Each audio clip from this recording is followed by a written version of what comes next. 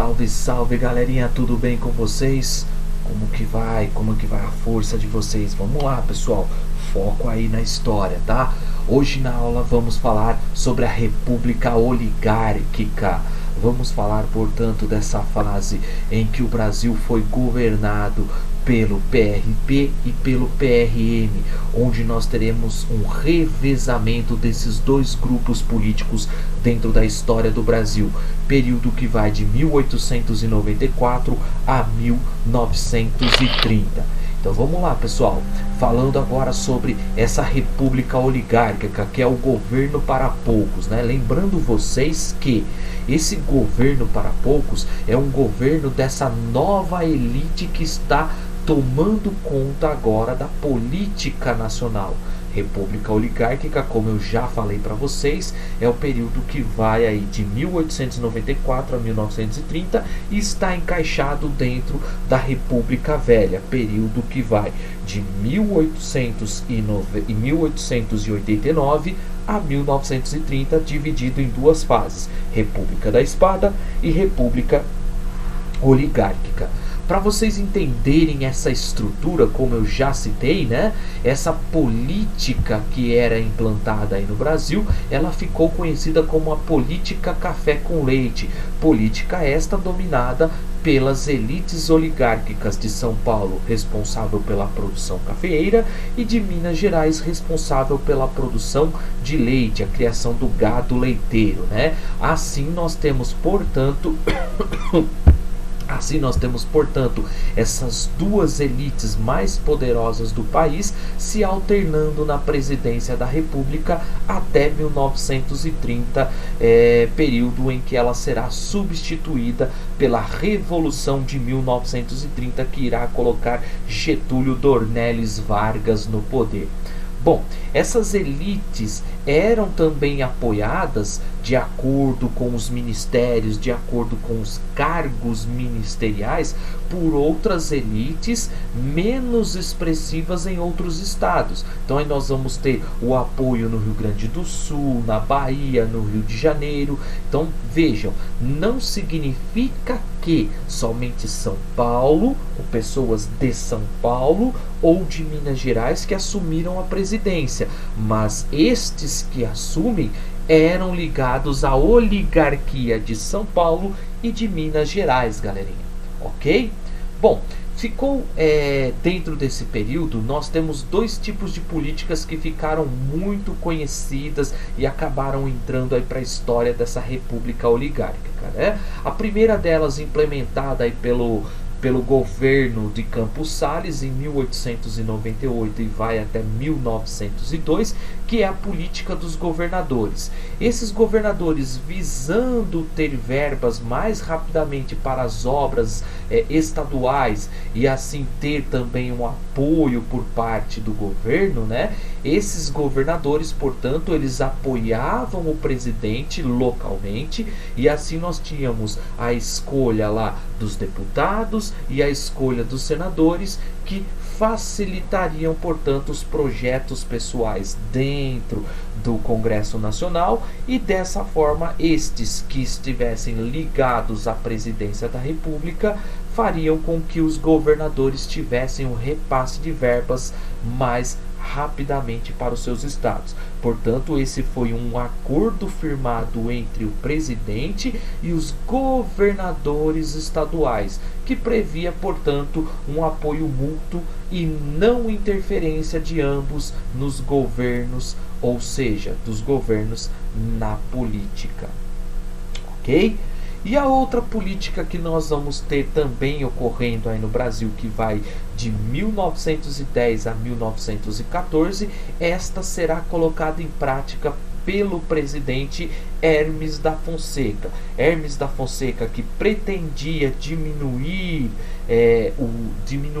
o poder exercido pelas elites locais contrários ao seu governo, ele vai adotar, portanto, uma intervenção militar e substituição desses governantes locais por governantes interessados ou ligados ao governo Hermes da Fonseca. Então nós temos uma troca de elite dentro dos estados. Troca-se a elite dominante por outra elite ligada aos interesses de Hermes da Fonseca.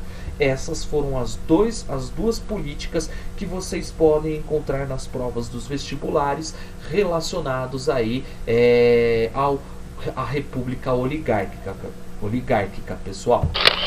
Bom, falando sobre a característica, né, sobre a estrutura de como se formou, de como foi moldado essa república oligárquica. Essa república oligárquica, ela tinha como seu principal responsável para os votos, né, para obter os votos e assim arregimentar os votos localmente, o coronel. Lembram lá do coronel criado, esse cargo criado dentro do período regencial, lá pelo padre Diogo Feijó, na chamada Guarda Nacional? Muito bem, esses coronéis, eles passavam os seus poderes de pai para filho, e assim esses coronéis, os grandes latifundiários locais, que usavam o seu prestígio pessoal, eles conseguiam arregimentar cada vez mais os votos para os interesses locais e os interesses daquele que estava no poder. Assim nós temos o curralzinho eleitoral sendo formado. O que seria esse curral eleitoral? Esse curral eleitoral é o nicho onde esse coronel tem o domínio sobre os votos que ele vai receber ou o seu candidato irá receber, ok?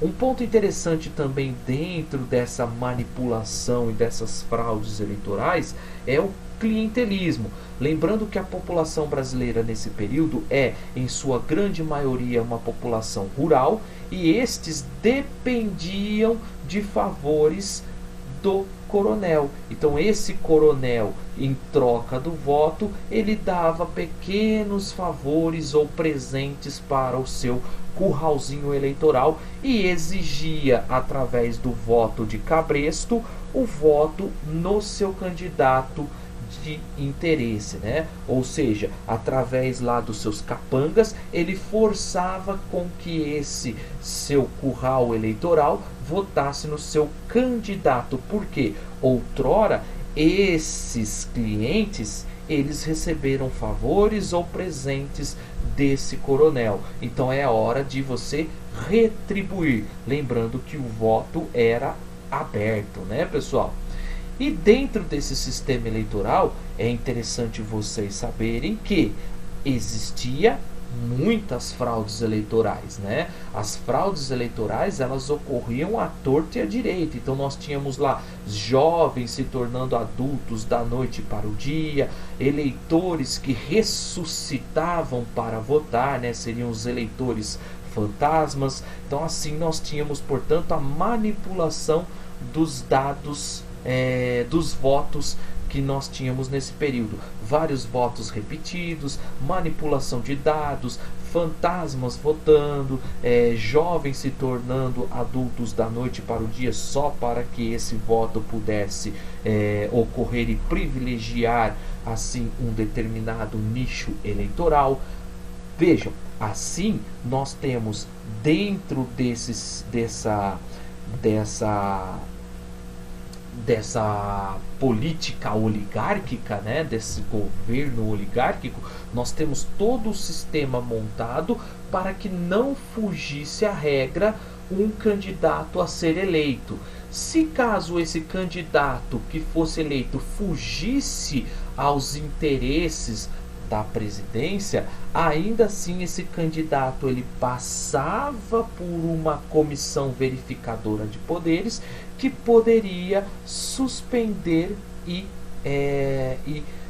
além de suspender, ela também poderia anular a eleição desse candidato. Então a política da degola era elaborada para que assim pudesse só ter eleito candidatos do interesse da presidência, né? Então vejam, política em caso de vitória de opositores.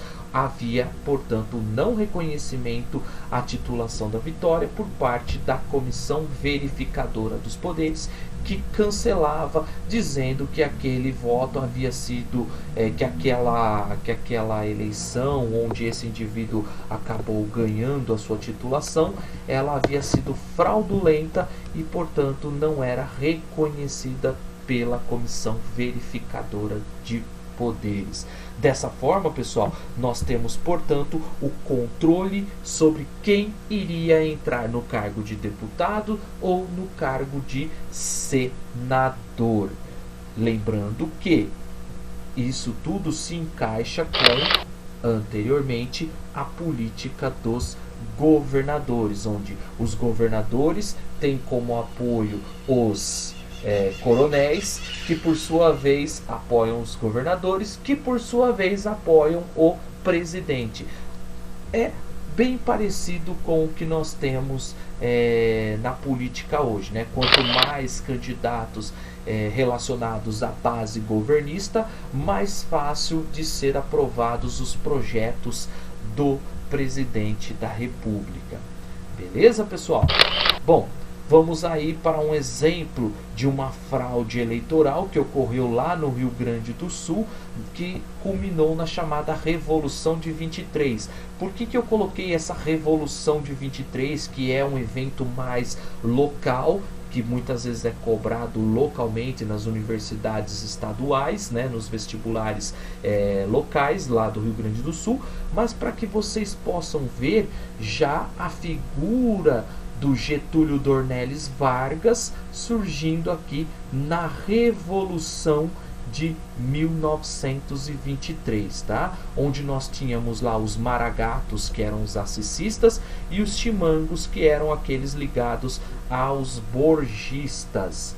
Após todo esse conflito, nós teremos a vitória dos borgistas. Ok? O chimango, que é eleito em 1927, e ele, através desse seu diálogo, consegue unir os dois grupos no Rio Grande do Sul. Bom, vamos para a estrutura econômica. Qual foi a base, a principal base de exportação e de sustentação da República Velha? Nós tínhamos o café como principal produto de exportação, a nossa agroexportação, pessoal. Essa agroexportação, portanto, ela dava toda a nossa base e todo o nosso capital, né? A nossa balança comercial favorável, ela vinha aí dessa exportação do café. O Brasil, em 1898, ainda sofria com os resquícios lá da política do encilhamento de Rui Barbosa, tá? E aí ele precisava pagar as suas dívidas. Nós teremos, portanto, a moratória, onde o Brasil irá renegociar as suas dívidas frente ao mercado internacional, e assim, com esse compromisso do Funding Law, né, com o compromisso firmado em 1898, o Brasil retiraria, para ter esses empréstimos, ele deveria retirar do meio circulante uma moeda, né, a moeda circulante, porque tinha muita moeda circulante, era necessário queimar um pouco dessas moedas e tornar a economia saudável, visando, portanto, a valorização monetária de nossa moeda, né? Monetária, moeda, ok? Bom, partindo agora para uma outra estrutura econômica que foi montada, que nós vamos ver durante o governo do Afonso Pena em 1906, tá, pessoal? Os governadores de São Paulo, eles vão se unir e eles vão elaborar um plano de valorização do café. Esse plano de valorização do café, que ficou conhecido aí no Convênio de Taubaté, ele previa que a perda do valor devido à concorrência internacional que o café estava obtendo nesse momento, ela deveria ser assumida pelo governo federal, que comprava todo esse café e revendia esse café para o mercado. Nesse contexto que se deu através da criação da Caixa de Conversão, né, o governo então ele compra todo esse café e ele quem assume essa desvalorização que o café sofreu internacionalmente. Então o governo passava praticamente essa dívida, essa perda para a população, porque somos nós quem pagamos os impostos. O governo comprava a um valor Y, porém o café no mercado internacional ele custava Y menos X, né? Dessa forma o governo assumia essa desvalorização e acabava rateando isso justamente nos impostos e estocando cada vez mais café, o que acabava desvalorizando ainda mais esse produto. Com isso, com essa política do Convênio de Taubaté criada em 1906, nós teremos as elites paulistas sendo salvas e todo o dinheiro que eles conseguiam com a venda desse café nessa caixa de conversão, eles acabaram investindo no setor industrial. Ok, pessoal? Já voltamos para nossa segunda parte da nossa aulinha. Um grande beijo a vocês!